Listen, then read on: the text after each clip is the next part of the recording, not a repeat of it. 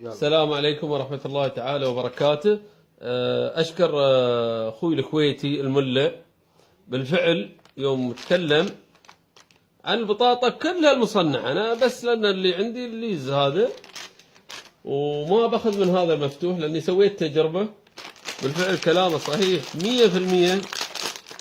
يا الله اسميه خطر يا الرب، اسميه خطر، اسميه خطر.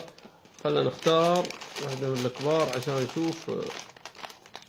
الله مصيبة مصيبة مصيبة. اللي يستوي في البيت غير عن اللي يستوي برا. مثلا هذه مكسور نصها، ناخذها جديدة. يعني بالفعل شيء يخوف على عيالنا. اللي في البيت ما يحترق ابدا، لكن طالعوا هذا. لا تقولوا لي في زيت، لا مو بالله زيت. شيخ يا جماعة نضر عيالنا، والله العظيم نضر عيالنا والعياذ بالله. لا اله الا الله. يعني شيء خطير جدا جدا جدا. شم الريحة الخايسة. جزاه الله خير الملا، هو مذيع كويتي جزاه الله خير. أنا قلت بيرب،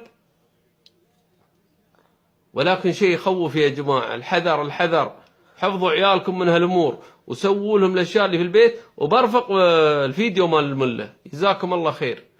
شيء يخوف. يعني في تجربة ثانية بعد بجيب من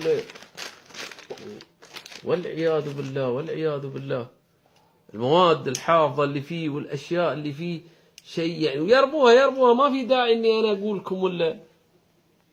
يا رب كيف نطعم عيالنا هالأشياء؟ يا الله يا الله يا الله. والسلام عليكم ورحمة الله تعالى. أخوكم أبو حامد.